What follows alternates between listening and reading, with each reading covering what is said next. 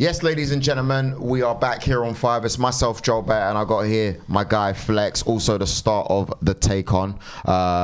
Look, Flex, we did a really good video a couple of weeks ago where we said, put the banter aside, no agendas, let's have like honest talk and conversation. And I love it because it's quite refreshing because you're not normally able, I can't do that with you. Normally, but we did a really good video the other day and it was received really well because we put away the rivalry and we just spoke football, man. We were really honest. Obviously, we've beaten you 1-0 at Old Trafford yesterday. It wasn't the prettiest of games. Nah. We went there, we did our job, you know. 1-0 Trossard goal. Didn't really learn anything new, as Rio said on Vibe with 5. Also, make sure you check that out and also smash that like button, comment, etc. We do really need it. It helps us. But back to the content.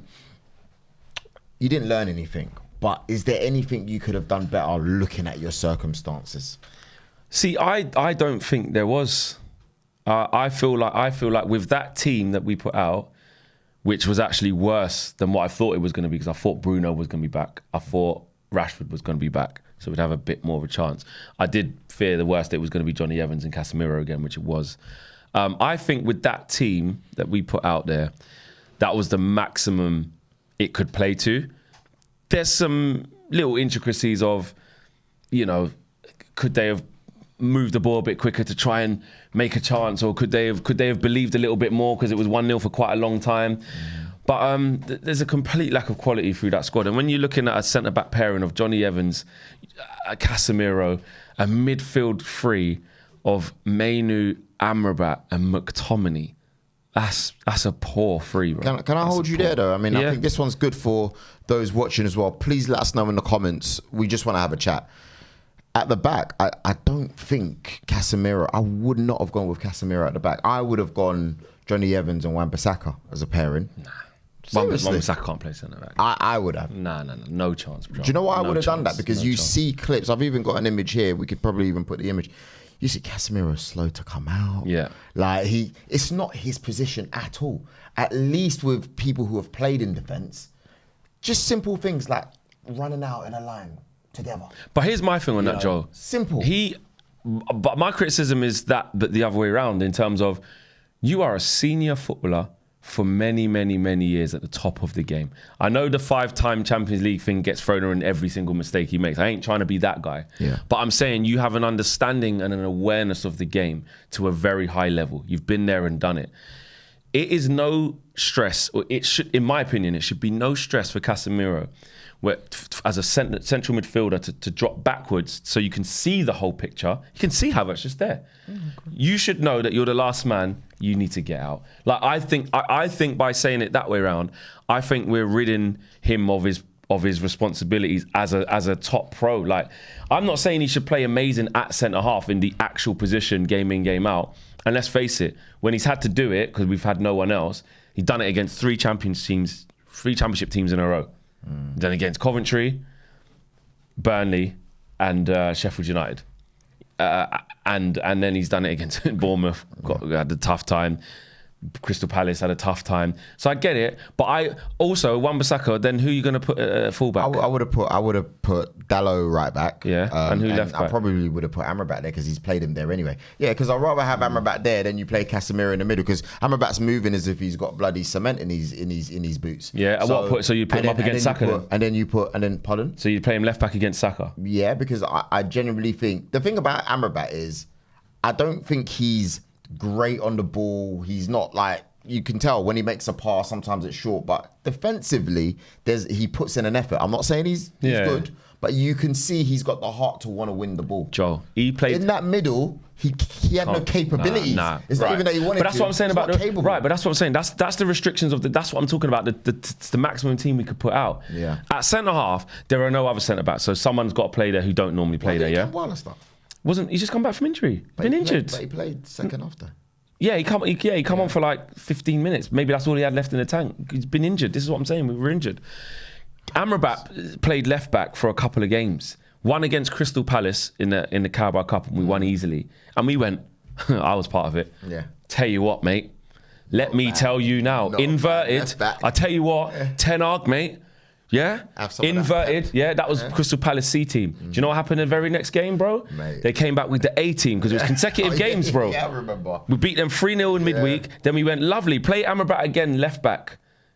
Eze and then Manyamaza. Was it lost 1-0. Yeah, it was. It was Anderson scored. Anderson. Good goal. But Amrabat didn't do shit. So there's, bro, and then you're saying go against one of the best wingers in the league and get cooked by Saka. Because let's be honest, Dalot against Saka, Dalot was all right against him. He was fine. Yeah, he was. Locked him up, but he was. No, he was. He was all right. So then switch the wingers. I don't know. Bro, we can't play there, Joe. That's the maximum we could have done with that team. You know what? I just don't agree, and I think I'm well within my rights to say. I was saying it within my videos and previews and everything I did. I said that's going to be where the goal. But do you know what though?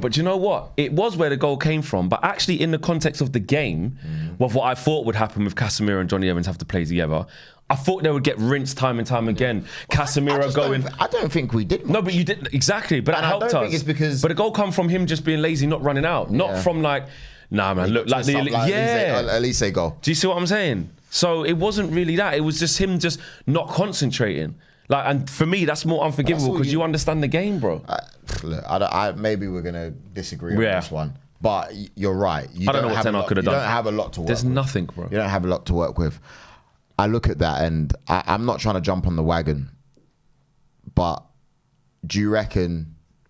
What was your thoughts when you saw like the leaky roof stuff? Absolutely disgusting. Do you reckon people have made that a bigger deal than it needs to be just because of the game? No. Or do you reckon it just sums up everything that you've been talking about when it comes to the Glazers? That not that I wanted it to happen. That couldn't be a more telling piece of footage for people to see around the world and for Sir Jim Ratcliffe and Ineos to physically see with their eyes, and Keir Starmer and all them man who are there, to physically see with their eyes what the institution of Man United Football Club PLC is. It's that. Free-flowing water gushing through the stands from the stadium. That's an indictment of the club. And this is what I mean about we can go the whole Ten Hag in, Ten Hag out and all of these types of things. And they're listen, the manager and the playing staff and the coaching staff, they're valid arguments. But we must never forget what the biggest issues are at the club and why the club is in this state. The Glazers have neglected and destroyed this football club. They have just taken, and they have bled it, ironically, dry, which it wasn't yesterday. And you know who I really felt for yesterday, what really made me angry? We were doing our reactions, and obviously, just like 10 minutes before the end of the game, the heavens opened, didn't it? Were you there? So we couldn't film where we... I'll keep it 100, My trainers are still wet. Bro, that wasn't normal rain. It wasn't. It was the like craziest thing I've ever seen in my life. Like, shift of clothes. It's been mad. I've literally come from Manchester down here to do this show. Then I'm going to go home and sort myself out. It was crazy, innit? So mad. I'm not legislating that the rain wasn't extremely bad. Was the worst, bro. It was the worst. I don't think I've been caught out in rain like that. Yeah, in this country. Yeah. Never. Like, never. If you go Thailand or something and there's a little quick, bro, you know what I mean? And I've never been to Thailand. So all I can go is with I've never experienced rain like that in my life. It was crazy. So that's all right, cool. But for that to happen, when we finished, we was like, we can't go to our normal spot to do all the videos and stuff. We're gonna have to seek some shelter like underneath the East Stand, which is what we did. You know what I saw, Joel? Who I really felt sorry for, and this is a Thai special. I want to shout out the stewards. I want to big up the groundsmen. I want to big up the cleaners, because you know what I saw, bro? I saw them in panic stations, working their asses off, swearing. Some of them were going, what's going on? Bro, water was seeping in from everywhere. There's guys driving the little buggy things that suck up water and that. They were running overtime. There were cleaners and stuff that were like trying to lump, because obviously there's like bags and stuff, like clear plastic bags that have got rubbish in. They're trying to lump them into trolleys to get them out so they don't get swamped. Stewards and grounds people were trying to like rush around to try and, like, the tunnel was leaking. People's hospitality leaking through. There's that, obviously, the clip of like where it's gushing through the stands, and it's like, I'm not going to do the whole like somebody could have been killed. I'm not trying to do this for sensationalism and like clicks and likes and that. But the truth is that this is disgusting. Like, and you know what? Any Man United fan where you're in two minds, what should happen with Old Trafford? Oh, it's got so much history though. Can't we just refurb it? There's your answer. You don't patch that over. You knock it down and build a new one. There's your answer. And the Glazers, like I said, it's all on them. Absolutely disgusting. And I'm not trying to give it the old Arsenal comparison to Man United, but that makes me think of how I would feel if I saw that at the Emirates. Oh my God. The Emirates is so well built because obviously it's a new stadium. Imagine Highbury was doing that, bro. Yeah, bro. We had to. Imagine it rained at Highbury and the water's dropping through the thing. And you already know what our fan base is like, mate. Arguably, it would have been worse than what you guys are saying. So I get it. And also, you know, there's obviously not a lot of harmony in the squad right now. And the reason why I say that is because I do believe, kind of like what Wayne Rooney was saying, yes, there's injuries. But I always go back to Leicester's title winning year. I think they probably had like 14 players, 15 players that were worthy enough that could potentially start, maybe 13, but as a squad, maybe 15, 16. Yeah, I agree. When you're winning and everything's rosy, bro, everyone's turning up. It's easy to show up. It's easy to show up. That's why I respect the man from our era 100%. when we played. So because regardless, you knew you was going to have a tough game at Highbury or a tough game at Stamford Bridge or a tough game at Old Trafford. You knew what it was. I have no proof of this. Yeah. But I do think, and I think it happened at Arsenal, by the way, you know, when things started going wrong. All of a sudden, remember, we had loads of injuries. Always in half the squad injured. Yeah. Bro, it's a job. Here's my thing on that. Big up Wazza, because when someone like Wazza says it, people listen. People listen because forget how excellent he was and what a legend he is and all the records he's broke. Man United all-time goal scorer. You know what I mean? And England till not long ago. Yeah. Let's have it right. When it comes to pushing through pain barriers and making sure you play, can't talk to Rooney. Man was been going since he was 16, all the way through. Especially the way he played as well. The way he played and with the passion and desire that he always faced every game. So when Wazza says it, you stand up and listen. I would say, though, it isn't a one-size-fits-all. And I will push back a little bit. I think some players are injured, Flex. That's what I'm saying. I think some players are not. Exactly. Lisandro Martinez is injured. And he said in the press conference he wanted to play, and clearly, no, it's too early. Like, don't risk it. Bruno Fernandes has missed two now, but his first game against Crystal Palace was the first time in his career. Wow. That tells you something. The first time in his career, bro. Not just Man United, his career. Do you know what I'm saying? His first injury, bro. So you can't label that at Bruno's doorstep that he don't give his all for the team and push through the pain barrier, because he does. I just think people have realised how valuable Bruno is in the last couple games as well. 100%. So, but also though, where I would say we have to look at both sides is there is a cup final in 2 weeks. And what I learned from that team selection is from when I looked at what Ten Hag was saying in the presser before this Arsenal game. He said, I'm positive for Rashford, I'm positive for Bruno. You know, then they weren't even in the squad. Nah, he's going, listen, that City game, his job's on the line, bro. Like, I know it's already on the line because we don't know what's going to happen, but let's be honest, if he can win that, perception changes. It does. Or even if he leaves. Whatever. It's a cup final. It affects his career. Of course it does. If you look at LVG now, you look at his history, because he's won the FA Cup, you know what, he went there. Arteta, when he was going through it, could always reference back to it. Do you know what I'm saying? And I'm not saying that it should be like this. I'm not saying that with how bad everything's been, it should come down to one game and that should decide. That's a different video. What I'm saying is how he perceives it. And what Man United do have to do, I've been saying, don't worry about the Arsenal game. Don't worry about it. We're going to finish 8th. Yeah? We're going to finish with our worst points tally. Chelsea are going to finish above us. That's going to be embarrassing. Newcastle fighting for the Europa League, whatever. We've got Newcastle next. But get individual players back fit for that one-off game. Martinez, Varane, Shaw might miss it because he's got another setback shock. Rashford, Bruno, these types of guys, just be fit. Just be fit for that. The game's in 2 weeks. Don't even bother playing tomorrow night in 2 days' time against Newcastle at home. Play the same team and played against Arsenal. Like, what's the point? Like, what you're just risking it. What I think should happen is give them some minutes against Brighton. That's the last game, because you don't want to come into it too cold. Yeah. Then you got a whole week off. Play the final. So Wazza's got a point, because when a man like that says it, he knows. And what is good about Wazza is that not only is he the legend, he's also coached now in So this he sees- era. he sees So he both knows sides. what the new guys are on versus what the minerals them man had back in the day when Ria and them were in the same dressing room. He knows. When he's at Birmingham or Derby and that, MLS maybe not so much, but especially Derby and here, the young players coming through and that, he's going to have a look. Is this what they're on? He's got doctors coming to him saying, I think he's had a word, he's feeling it, he's not...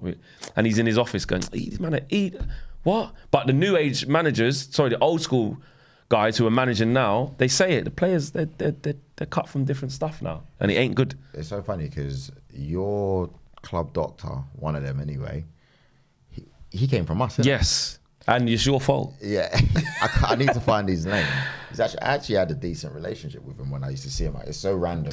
But once, I always refer to this story. When Unai Emery first came in, one of the biggest issues, he was told that players are always injured at Arsenal, and we didn't know, is it the training ground? Remember they used to say that it was Arsenal training Facilities ground. not good enough. Facilities, what is it?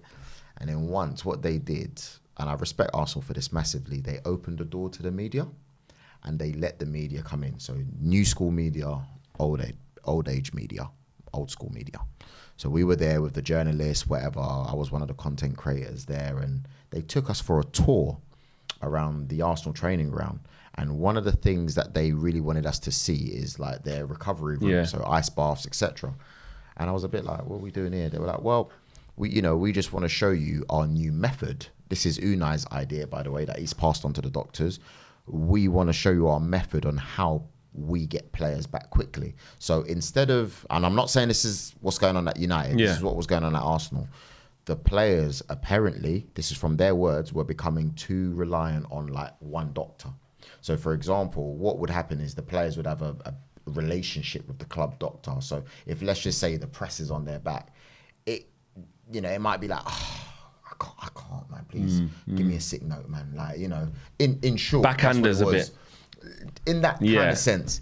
But what he started doing, he started making it that it wasn't just one player that was assigned to one doctor. Right. So that the relationship, as mad as it sounds, wasn't as strong, and the assessment could be more honest. Yeah, you can't just go to one guy all the time and say, who becomes your friend. Yeah. And of course, good idea. Yeah, so it's just small. Did it work like that at the time? Well, Did you get less injuries? If you look at our injury list since Unai Emery came in, it's been pretty good, to be fair. Yeah, it's improved massively. It's another thing at Man United that has to be looked at, because to Jim Ratcliffe, there was reports that he's doing a deep dive into what the hell is going on here, because there's injuries. Really? And that was earlier this week, last week. There's injuries, and then there's this. Something's wrong. Like everybody experienced the mid-season World Cup last year. Man United played an awful lot of games last year. Yeah, a lot. And then the problem that you've got as a manager is you want to drill. You're not getting results, and people aren't running hard enough in the games, which we see with our eyes. So then in training, you want to make a statement, and we've now also got more time to play games. We went out in the group stages of the Champions League, went out in the second round of the Carabao Cup, when Newcastle, ironically, were depleted with injuries and came with their C team and beat us 3-0. So other teams have been through it. So why are they still able to come out of it and still put in some decent performances? It's got to be looked at. Finally, really quickly, this is something that you've mentioned in your video. I want you guys to check out Flex's channel as well. You talk about the reporter that had something to say about Rasmus Hojlund, and you didn't like how that would affect maybe the rest of the team. So if you can put it in light now, and then they can watch the rest of it. Yeah, Samuel Luckhurst from the Manchester Evening News, who's, he's always, how can I say, he's not afraid to put his head above the pulpit and write some scathing articles. That's just how he is as a journalist, type of stuff that he writes. He's done a piece today basically saying that some players basically they don't rate Rasmus, and so they don't want to pass to him. And it's quite lazy, it's quite dangerous for me. And I'm like, well, if you look at what the kid's had to come up against, and if you look at how he's had to perform under these circumstances, you take everything into account. That equation shouldn't come to the players just don't want to pass to him because he's rubbish, because that's not what we're seeing with our eyes. It's not. Has he got things he needs to work on? Absolutely. Is he raw in a lot of areas? Absolutely. Should there be criticism for some parts of his performance that he can look after? Absolutely. You play for Man United. But what shouldn't be put out there is this rhetoric that, we're rubbish because of him. No one wants to part, like making him like an outcast, some ugly duckling. Like, no, this kid we have to rely on this kid to do everything for us in that area of the pitch. We can't rely on Marcus Rashford to play through the middle. We've seen that multiple times. No point even mentioning Martial, you know. So, and then if you talk about how the team plays, and I did a piece on United View just talking about even the goals he had scored, and I just listed a bunch of goals that he scored in that purple patch. They weren't even like players setting him up. Here, have that. There's a tap in. He hardly gets the ball. Hardly gets a look. Hardly gets a touch. Hardly gets a look. And then because he's young and inexperienced, and we don't play to his strengths, that whole wrestling thing, where we're just playing the ball up to, you know how many long balls we play to him. One man up top. For it, bro. We do that Sunday League, bro. As if he's come on, Drogba. You're in. Come on, it's all that, bro. I've been there. Go on, Flex. You're in. No, I'm not, mate. I've got 3 men around me. And I ain't meat and drink to these, man. You're just launching it over the top. No, I'm not in. Because he's got size. There you go. So he's not like a Nicholas. He doesn't possess the skill set. And Jackson's 2 years older than him. What's Jackson? 22. But he doesn't possess a skill set like a Nicholas Jackson who can drop off the front, turn someone and be electric going forward and go proper. You know. Yeah. So, and then the price tag on his head should never have happened. But guess what? That's the sins of the past that Ineos and them guys need to come in and undo. Would you have gone Kane? No, it's easy to say hindsight now because $1,000,000%. All right, because you know people before, said it. It was a debate though. Bro, Man United fans were saying there's no sell-on value on Kane. I heard that thing. That's what I heard. It's the most stupidest thing I've ever heard. Like, Kane is a guaranteed goal scorer. People were saying build for the future, not seeing this guy, you know, not knowing the real stats at Atlanta. But the money we ended up paying for Rasmus Hojlund, it's different if you say build for the future. You're going to have to buy someone else now as well. Absolutely, exactly. So, and now you can't go and get another youngster for the future for Big P's. Otherwise, you're going to be stuck with 2 inexperienced players who are really struggling. Yeah. Now we need to go and get an experienced striker. Who still probably combined won't get you the goals Kane got you. No chance. Anyway, guys. Leave Rasmus alone. Yes. But he's got things to work on. No Rasmus Hojlund slander to be tolerated by Flex. Thank you very much for watching. Like I said, make sure you check out Flex's channel. Everything will be in the description. And also keep on watching. Flex will be back on Wednesday. The Take On with Anton and Abby Summers. Double S, Shameless Summers. Yes, I've seen the comments. She's shameless, bro. So shameless. How bad does she want Spurs to lose? Oh my God. Mad. I'm so glad Postecoglou addressed the fans. He called her out. Called her out. Called her out, mate. And yeah, of course, we've actually got Phil Foden on the channel this week. Sick. Yeah, because he's obviously winning the Football Writers Is he coming award. in here to do it? No, we're gonna go Sick. get him, and so please keep on watching. Get your questions in for these guys as well, man. We want to see man. Arts Phillip. You know, Flex is playing as well in a tournament on Thursday, Ballers, with Rio, Roberto Carlos, a few content creators, Culture Cams. Predators are out, mate. Troops, mate, he's coming back. And yeah, just keep on watching, and we got more content coming soon. Peace.